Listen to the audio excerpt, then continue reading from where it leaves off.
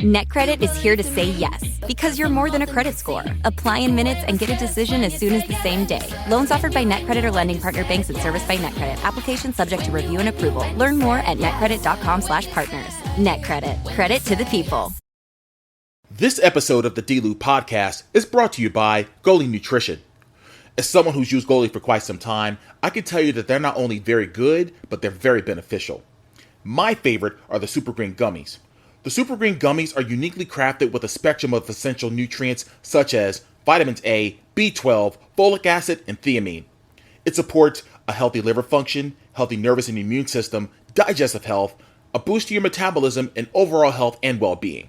There are no artificial sweeteners, flavors, or colors from artificial sources. They're vegan-friendly, gluten-free, and gelatin-free. All loyal listeners of the D-Lew podcast get a special 10% discount at checkout. Go to goalie.com, use promo code DLEW. That's goalie.com, use promo code DLEW. This podcast is a Believe Network and Siete production.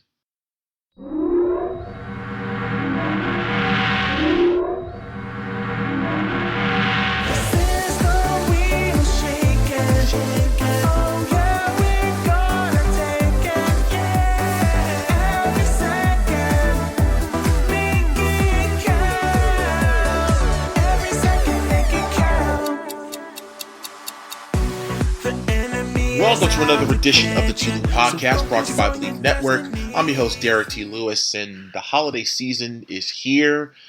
Whichever holiday you do celebrate, I hope that, you're all spending it with your family, your loved ones, and I'm really, really excited for, the next couple of weeks to see what it brings. So stay tuned for that. I'm sure I'll have some news to share. But this past weekend, it was supposed to have been a wrestling-free weekend, but as the old expression goes in the wrestling business or any genre of entertainment or sports, is you always stay ready, so you never have to get ready. And it just so happened that a really good guy that I've gotten to know over the past couple of months, Chad Mines, he has his hands in many pots in the on the indie circuit in pro wrestling, especially GCW, and he said, "Hey man, I need a ring announcer tomorrow. Our ring announcer can't be here. Can you come?" And I'm like, where is it? He's like, "Oh, it's in Cape May, New Jersey." No, for those that don't know, Cape May County, New Jersey is literally the last furthest part of New Jersey at the very, very bottom of the state. So it wasn't a problem, wasn't an issue. And I said, I'll definitely be there. And again, Chad's one of the really good guys in the industry. And it just so happened that Monster Factory's own Danny Cage was running a seminar there, during the day. So it was nice to see him. It was a few guys that I had worked with at SWF that were there, and of course some Monster Factory folks. So it was almost like I felt at home. It was just performing in front of a different crowd, and that's basically what it was. It was a nice crowd, very energetic crowd, I might add, and it was a really, really good show. And I hope to, get back there again somewhere in the near future. So once again, Chad, I thank you publicly, as I told you in the locker room. I appreciate you believing in my abilities and talent, in the pro wrestling space as a ring announcer. And like I said, I hope we can do some good business down the road. But this episode for this week, I'm just going to cover this past week's Monday Night Raw. It was quite monumental. We talked about a lot of things that transpired, and I was listening to Busted Open Radio as I'm recording this on a Tuesday evening.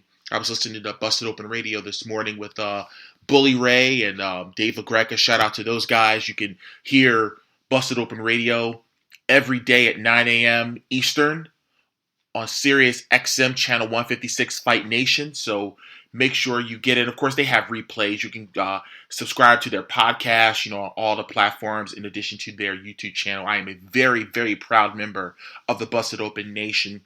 But one thing that Bully and Dave was saying as far as how, and many times they used to cover Raw, there was always complaining about just how lackluster it was, and to the point that they would fall asleep during, and I can actually attest to that. Now, it's just like, it's not only must see, but it's can't miss now. Raw is just becoming that show again. And I'm, obviously having a guy like CM Punk back in the fold with WWE, it's that blasting cap that it needed. And I think we're are in for one hell of a ride these next couple of months. I'm really excited. But I'll get right into it. The show opens up with main event Jey Uso. And, of course, he came out with the Yeet shirt because, there was an issue with the word Yeet. I think it was a wrestler on the Independents, actually had that word trademarked, and they had to temporarily stop the selling of the shirt. But, of course, basically said that, Yeet is back, baby. You know what I mean? And he addressed what happened to Sami Zayn the previous week. He also talked about CM Punk being back, and hopefully he was signed with Raw. Because, of course, that's what they were talking about. Which brand was CM Punk going to be signed to? Raw, SmackDown, or NXT? So, of course, Drew McIntyre comes out and he was on the microphone talking about, how bad of a person CM Punk is. He's a bad person. I travel with them, yada, yada. And I think they were really trying to hype up the fact that, they're playing off the notion of the rumor and innuendo that CM Punk is just this horrible person for a locker room and all these other negative things, which I think is BS. And again, I'm not just talking as being a big Punk fan, but I just think things in the wrestling industry sometimes can get blown out of proportion. That's just my take. But I got to tell you, a very, very strong opening match to start off Monday Night Raw, with Drew McIntyre and Jey Uso. Let me just say this. I think, as far as, Intercontinental Gold is concerned, in 2024, I would love to see that belt be put on main event Jey Uso. He has the crowd in the palm of his hand. I remember tweeting out last night, this dude is over like a mofo, because he is. The fans love this dude.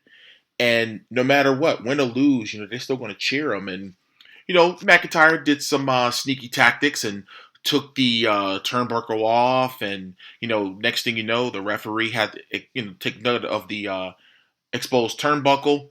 He raked Jay's eyes, hit him with the Claymore. 1, 2, 3. Drew McIntyre gets the win. And next, they were talking about Judgment Day. They did like a backstage vignette, and Rhea and Damian, were arguing. And of course, Rhea had to remind, that, hey, we run Raw. Judgment Day runs Raw. And she was slated to wrestle Maxine Dupree of the Alpha Academy, later that night, rather. And of course, R-Truth appears out of nowhere and trying to convince them that he's the member of Judgment Day. Once again, R-Truth just needs to be protected at all costs, please. But the next match is Maxine Dupree in a non-title match against Rhea Ripley. I'm not a guy that's going to be super, super critical about wrestling matches because, granted, I am in the wrestling business, but I will not critique, wrestlers that are in there busting their humps every day. I did see there were some inconsistencies and some miscommunications in the ring. And the match ended pretty quickly. Rhea, beat her single-handedly, just woman handled her. I don't want to say man handled, but woman handled her and then got the win.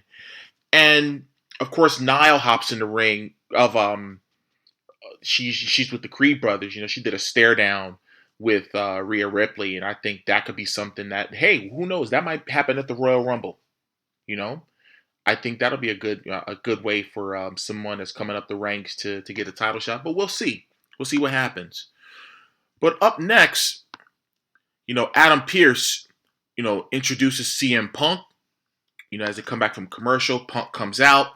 And, of course, they're in Cleveland, Ohio. And for those that don't know, Cleveland, Ohio was the scene of the crime, so to speak, where Punk walked out of WWE. That was January 2014, the day after the Royal Rumble. So he went on to tell some stories about, the city of Cleveland, how he had debuted in that arena and that Mickey James is actually by his side. He said it went so well that he got sent, to OVW, and that he learned to be uncomfortable in WWE, and that he returned to that same building as the world champion before he was stripped from the title. And I believe that was Unforgiven 2008, where Legacy, which was Orton, or it was Randy Orton, Ted DiBiase Jr., Cody Rhodes, and Alpha Jr., who was going by Manu at the time, had laid him out. And, of course, they had to strip Punk of the title. And, of course, and I think it was in the six-pack challenge match, I believe. And Chris Jericho ended up winning it that night. I can't believe that was 15 years ago when that happened. But he also talked about, the night that he did walk out. And he apologized. He apologized publicly about, leaving WWE, but he said he felt as though he had to. He said he didn't regret it, but he's glad to be back. He said it's about the here and the now and the future. He doesn't want to look back, but he doesn't regret anything that he did. He said there were some lucrative offers from Nick Aldis and Shawn Michaels and Adam Pearce, but he said his mind was already made up when he saw where Cleveland was on the calendar for Raw. And, of course, he announces that he is Raw's newest superstar. And what do you know? Seth freaking Rollins' music hits, and here we go. Now, they start staring at each other. I mean, they're staring. I mean, it's... You can cut the intensity with a knife, as Girl Monsoon used to say. And he grabs the mic, and he welcomes the fans to Monday Night Rollins. He told Punk that he's incredibly fortunate to standing in the ring with Rollins, but told him that not to call this place his home. He said Punk, abandoned the company. He buried the company. He was talking about, people in the back. And he went on to say that he hated Punk. But if he's going to be a part of WWE, that he wants him to be on Raw. And he said the truth always comes out. And this is Punk's last chance. Rollins went on to say that Punk will either self-destruct or he'll stand across the ring from him in a World Heavyweight Championship match. Seth even went on to say he'll expose Punk for the fraud that he is, and he'll let him know and understand what it means to be the best in the world. Punk went on to respond and said that he never asked for anything to be handed to him, and he said that he's here to do things stubbornly. He called Adam Pearce in the ring, and he declared himself an entrant in the 2024 Men's Royal Rumble match, and says when he wins, he's going to be coming after Rollins. He's going to choose him as an opponent for WrestleMania. So, let me just say this about that promo. That, to me, was the best mic work I had ever seen Seth Rollins do in his entire tenure in WWE. It was real as it got. Is there some animosity between the both of them? I would say yes. But I think they're smart enough to know and realize that they got lightning in a bottle, and let's make some money. That's the only thing that I can come up with and sum it up, because you could tell it's real. They're tapping into some territory where it's like, man, this is some heavy stuff. But I look at it from a totally different set of eyes. I'm looking at this as a redemption story for CM Punk. Now, granted, I think his legacy's on the line. Yeah, I think his legacy's on the line. But, he has his reputation. There's this dark cloud. He's not good to do business with. He's a menace in the locker room. He's not a nice person. All these other derogatory adjectives that people have said about CM Punk. Of course, there's been others that said otherwise. But, of course, negativity sells, right? So, I think this could be a redemption story for Punk.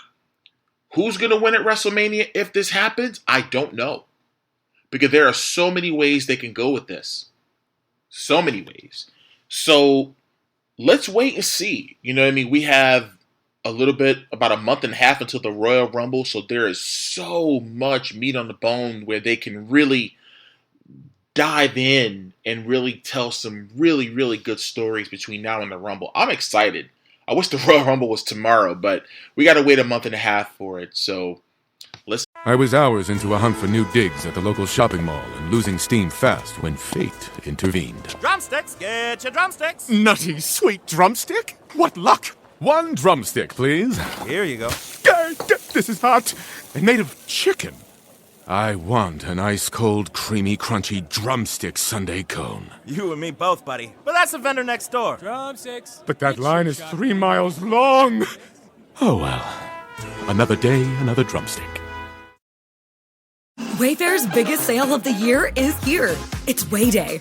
Right now, you can score up to 80% off at Wayfair. Save on sofas and cookware, dining sets and rugs and beds, wall art, bar cards, floor lamps, ceiling fans, home decor, all things outdoor, and way more. All up to 80% off right now. Plus, everything ships free. And flash deals are launching all Way Day long. Don't miss Wayfair's biggest sale of the year. Shop Way Day right now through May 6th at wayfair.com.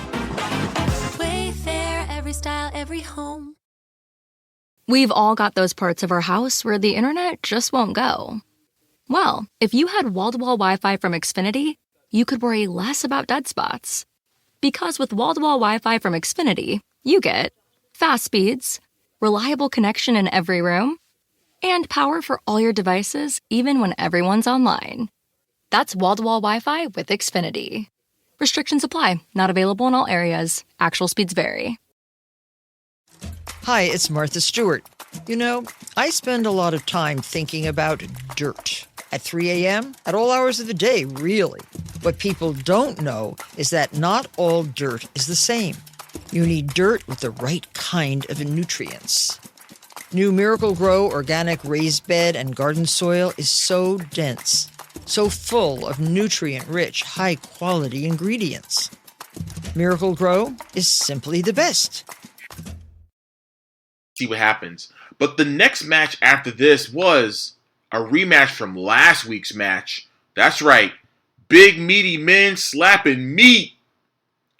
Bumping meat, whatever you want to call it. Shout out to Big E for for blessing us with a funny phrase with the big meaty men slapping meat from a couple years ago. But it was Ivar of the Viking Raiders with Valhalla versus Big Bronson Reed. You know, again, pulling out all the stops. I mean, these are some agile big men. You know what I mean? But, of course, Big Bronson Reed does win by doing a superplex off the top rope for the win. So, it wasn't a long match, but they got all of the things they need to get out of it. And good match by these two guys. And it's about damn time that we get to see, you know, two big guys in there that can really work and get it done. But, of course, there was the Judgment Day segment, if you will. You know, Priest goes out there, Damian Priest, rather, goes out there talking about reminding everyone who the Judgment Day is. And it demands everyone to rise for him. And then, you know, Finn Balor is demanding everyone to rise for the only two-time undisputed tag champs. You know, they were calling out the Creed brothers, and then R-Truth makes his way down to the ring, and he went by the lounge to do some decorating and asked where his invitation was for the holiday party, and JD McDonough said this isn't a holiday party. And next thing you know, I don't want to get into much of the details of the back and forth, but eventually they do lay out R-Truth. So, but of course the Creed brothers comes out to R-Truth's aid. You know, so I think that, you know, the Creed brothers are going to be in line for some type of title shot, you know, somewhere down the line in the very near future, because those two guys are really, really good. I enjoy their matches in NXT, and for the matches that they had on the main roster has been nothing but great quality matches. So, best wishes to them.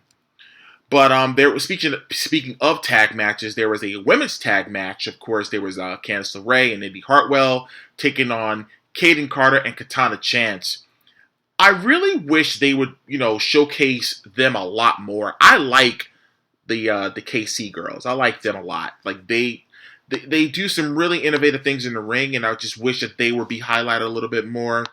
Of course, at ringside, you had the tag champions Chelsea Green and Piper Niven, who's one of my favorite workers. And they were, you know, I love Chelsea's character work. I've said it on this show before. She's extremely entertaining and most of all, very, very talented in the ring. But, of course, Kaden Carter and Katana Chance get the win after delivering their move, the After Party.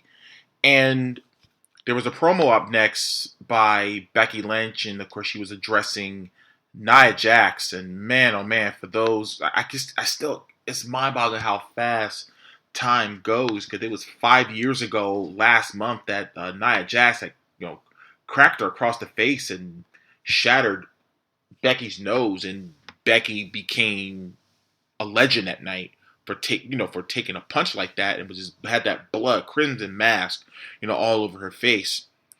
But she kept talking about how, her and Nia Jax kept missing one another, whether they were on opposite shows. But now it's 2023 and they're in WWE. And there were some jabs being thrown verbally at each other. I'm not going to really go into some of the others. I think Becky says something like, you got both of your knees, I guess, surgery on them. I guess your knees can't stand you or something like that. I was like, damn. I guess they're really letting it all fly. You know what I mean? And the next match was Imperium, all three members of Imperium versus DIY and Cleveland's own The Miz. Typical six-man tag team action. I mean, I like Imperium. I hope they never break up. I really enjoy their work. Gunther is on an historic Intercontinental Championship run, and I just love the camaraderie with Vinci and Ludwig Kaiser. But of course, the hometown guys, because I think Miz and that's right, Johnny Gargano from DIY, they're both from Cleveland, so of course they get the win, and I think they're trying to do something, in regards to seeing this dissension that's supposed to be happening within Imperium, because I know Vinci took the pin last night in the match. Then, of course, there is the main event between Cody Rhodes and Shinsuke Nakamura. Again, I was expecting everything that I saw, just a quality wrestling match, with two of the absolute best in the world. I honestly wish they would have wrestled each other in New Japan, but I think the year that Cody had left WWE, Shinsuke had just got to WWE, and Cody was doing, all of his stuff on the indies, Ring of Honor, New Japan, and everything else. So, but again, we got to see it for free on Monday Night Raw, and obviously, when Shinsuke was doing all of these cryptic messages, promos, and everyone thought he was talking about Punk, but he was talking about going after Cody, and that would set up the match, for this past Monday. But again, it was a seesaw matchup between these two guys, and the match ends abruptly when Shinsuke spews red mist into the face of Cody Rhodes, and a good sell job by Cody, with the burning and rolling around the ring. And of course, the Creed brothers come out and help Cody. And, once Cody got the mist out of his eyes, Shinsuke comes back and attacks him again. And that's how they go off the air. And that does it for this week's edition of Monday Night Raw. And I love the fact that everybody has something. Everybody has something, and everyone is started. It's reminding me of how it was 24 years ago, where, during the Attitude Era, no matter where you were on the card, everyone was doing something meaningful. You know what I mean? Just that moment of the Creed brothers coming out to help Cody Rhodes. Cody's already a main event guy. The Creed brothers are just making their way onto the main roster. Now you're associating the Creed brothers and Cody Rhodes. You know what I mean? With the top guy, in this tag team. I would love to see Shinsuke and maybe two other heels face Cody and the Creed brothers in a 6-man tag match. I'd love to see that. But again, we'll definitely see what happens. But all in all, that Monday Night Raw, like I said, it was a lot of fun. Like I was alluding to earlier, what Dave LaGreca and Bully Ray were talking about on Busted Open Radio. When it was fun, because it just really kept you on the edge of your seat, especially during the Punk-Rollins promo. I'm not going to go into who won the promo or which wrestler won the promo, because to me, who won the promo was the fans. Because for me to be on the edge of my seat for a promo, not a wrestling match, not a 60-minute Iron Man match, not a steel cage match, there was no physicality in that segment. It was just a war of words. incredible mic work by both Seth Rollins and CM Punk, and I hope this is just the beginning of some incredible storytelling, as I stated before. But before I get out of here, again, I want to remind you guys, if this is your first time listening to the show, make sure you hit that subscribe button no matter which platform that you're on. Apple Podcasts, Spotify, Amazon Music, Pandora, iHeartRadio, whichever platform you're listening to. If this is your first time listening, hit the subscribe button so you automatically get all new content every single week on the D-Lew podcast.